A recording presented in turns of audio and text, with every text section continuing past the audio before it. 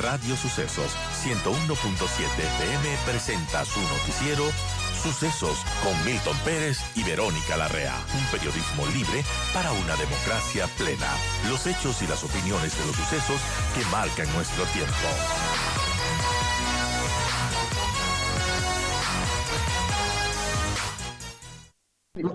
Lo que hizo ayer el presidente Castillo fue un suicidio realmente. Él se comportó de una manera kamikaze, desesperada, al disolver el Congreso pensando que se iba a salvar de la destitución. Comparto tu término de suicidio político. Yo diría que fue una especie de morir matando, como los kamikazes, en el sentido de que se vio acorralado por la Fiscalía de la Nación, por el Poder Judicial. De esto, queridos amigos de Ecuador, recordemos, para poner en contexto, que era el tercer intento de vacancia. Era el tercer intento de vacancia. El primero fue en diciembre del año pasado, hace exactamente un año. El segundo fue en febrero del 22. Y Castillo, ¿cómo hacía para sortear estas vacancias? Lotizó el poder, compartió el poder con algunos congresistas, dándole ministerios, dándole obras, dándole dinero, y con eso tenía 44 votos que impedían llegar al número de 87. Recordemos que el Congreso peruano tiene 130 congresistas. Sin embargo, para esta tercera ocasión, los congresistas inteligentemente empezaron a copiar firmas desde hace 2 meses. Cuando Castillo dio la primera intención de querer cerrar el Congreso, hace exactamente 10 días presentan por mesa de partes esta moción de vacancia con 73 firmas.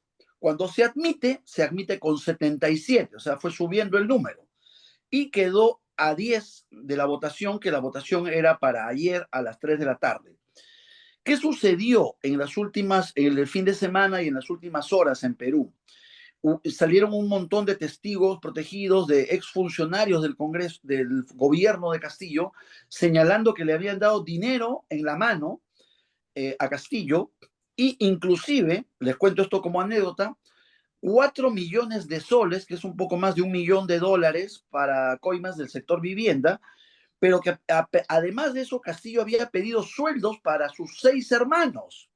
O sea, sueldos para sus 6 hermanos.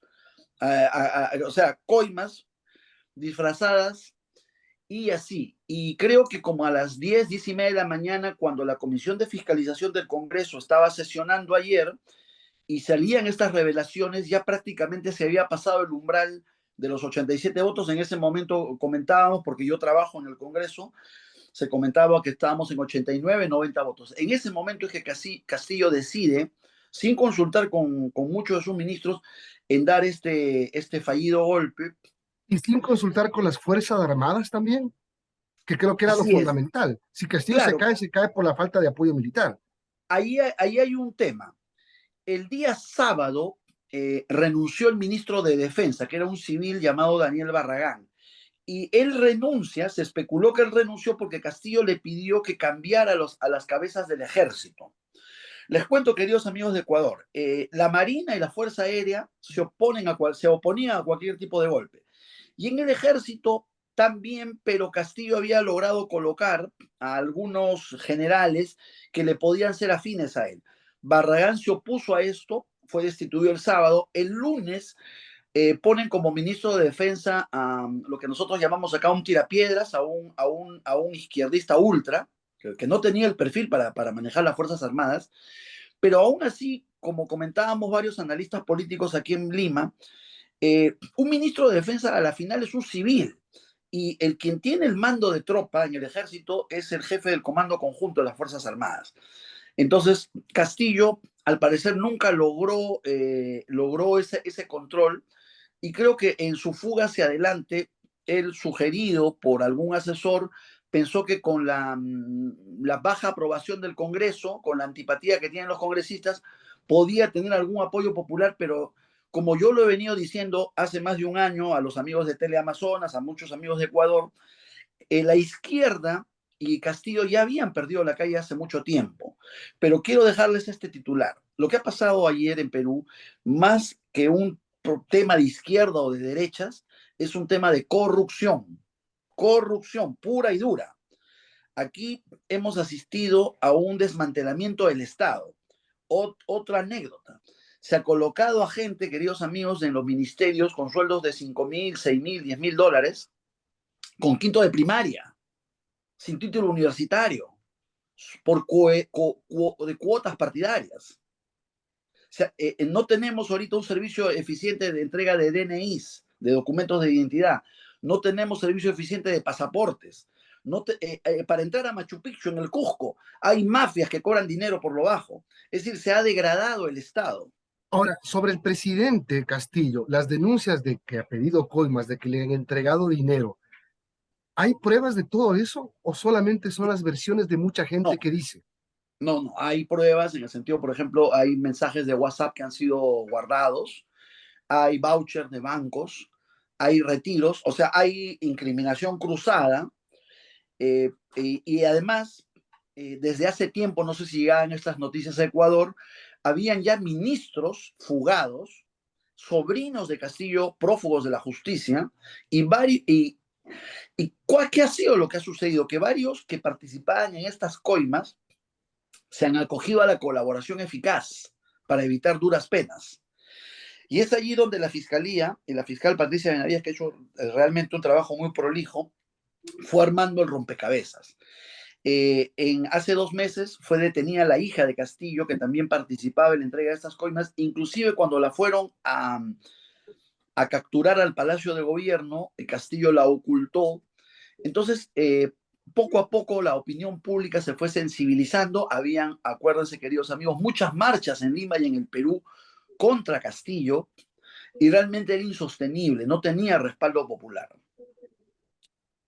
Bien, ahora, Marco, ¿qué va a pasar con Castillo? Porque tengo entendido que él será procesado por rebelión, pero ¿qué le espera a Pedro Castillo ahora?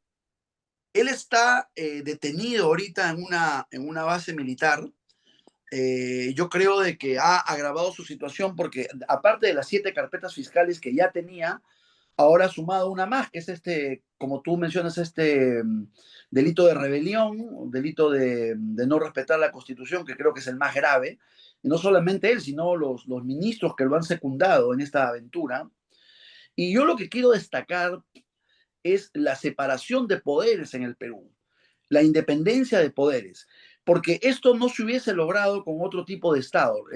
A Dios gracias, nosotros desde hace 30 años tenemos una democracia que está funcionando y que tiene la capacidad de sancionar a los corruptos. Y eso es lo que ha sucedido en el Perú. Bien, bueno, complicado lo que sucede. Veamos cómo le va a la primera presidenta del Perú, a Boluarte, ahora que ha pedido, pues, en su discurso de posesión una tregua política para formar un gobierno de unidad nacional. Solamente una cuestión más, Marco, ya que Sí. Vero menciona a Dina Boluarte. ¿Será que Boluarte puede sobrevivir a este maremoto político o le puede pasar lo que le pasó a Merino cuando cayó el presidente Vizcarra?